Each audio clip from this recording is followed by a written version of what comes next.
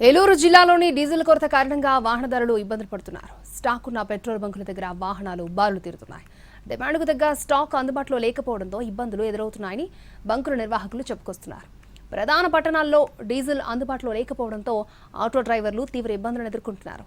వేసవి సీజన్ కావడంతో వరి ఆక్వా రైతులకు అవసరమైన డీజిల్ అందుబాటులో ఉండడం లేదని, స్టాక్ ఉన్న బంకుల వద్ద టిన్నులతో డీజిల్ సొంతం చేసుకునేందుకు పోటీ పడుతున్నారు. ఉమ్మడి పశ్చిమ గోదావరి జిల్లాలో డీజిల్ కష్టాలపై మరింత సమాచారాన్ని మా ప్రతినిధి మల్లికార్జున మనకు అందిస్తారు. ఉమ్మడి పశ్చిమ గోదావరి జిల్లా వ్యాప్తంగా డీజిల్ కష్టాలు కొనసాగుతున్నాయి.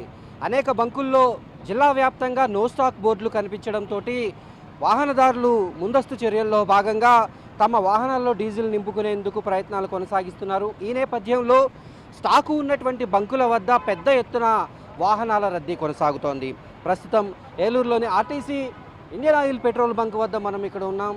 చాలా చోట్ల బంకుల్లో డీజిల్ అనేది లేకపోవడం, పెట్రోల్ కంపెనీలు ఏవైతే ఉన్నాయో, ఆయిల్ కంపెనీలు ఏవైతే ఉన్నాయో అవన్నీ కూడా రేషన్ పద్ధతిలో ఈ బంకులకు ఆయిల్ సప్లై చేస్తూ ఉన్న నేపథ్యంలో వారందరూ కూడా ఇబ్బందులు పడుతున్నటువంటి పరిస్థితి. స్టాకు వచ్చిన వెంటనే ఆయా బంకుల వద్ద రద్దీ వాతావరణం కనిపిస్తోంది.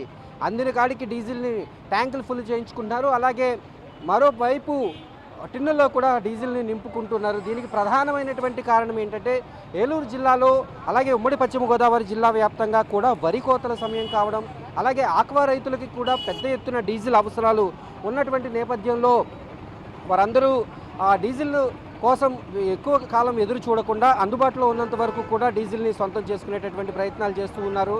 ఈ నేపథ్యంలో బంకుల వద్ద రద్దీ వాతావరణం కనిపిస్తోంది.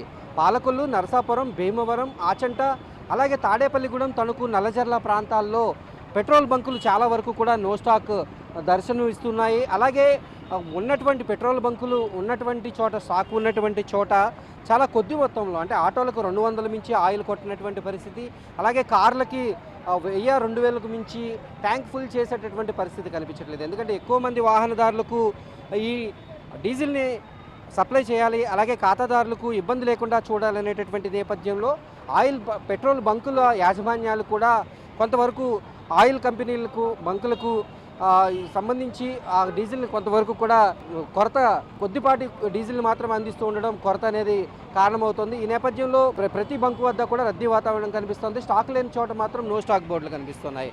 ఈ విషయంలో వాహనదారులు చాలా ఇబ్బందులు పడుతున్నారు. మనతో మాట్లాడేందుకు వాహనదారులు ఉన్నారు. అన్న, ఏంటి డీజిల్ దొరుకుతుందా? ఏంటి పరిస్థితి? ఎన్ని బంకులు తిరిగారు? కనీసం లేదంటే ఏలూరులో ఉన్న గోపనపాలెం దగ్గర నుండి బంకులన్నీ తిరుక్కుంటూ వచ్చాము. ఏలూరులో ఎక్కడా లేదు. ఇక్కడ ఒక్కసారినే కొడుతున్నారు ఆటోలో, అది 2 లీటర్లే కొడుతున్నారు. ఒకరు గంట వరకు సరిపోద్ది 2 లీటర్లు. తర్వాత కానీ బళ్ళు పక్కన పెట్టుకొని కూర్చోవడమే. ఇంక ఏలూరులో ఎక్కడా దొరుకుతలేదు. ఆటో వాడికి 2 లీటర్లు కొడుతున్నాడు. రోడ్డు మీద బతికేవాడు 2 లీటర్లు కొడితే ఎలా బతుకుతాడండి? మీరు ఆలోచించాలి కదా, గవర్నమెంట్ కూడా ఆలోచించాలి కదా. ఏదో ఒకటి ఆలోచించి మా ఆటో కార్మికులకి న్యాయం చేయాలని కోరుకుంటున్నాం. ఇది జిల్లాలో ఆటో కార్మికుల ఆవేదన.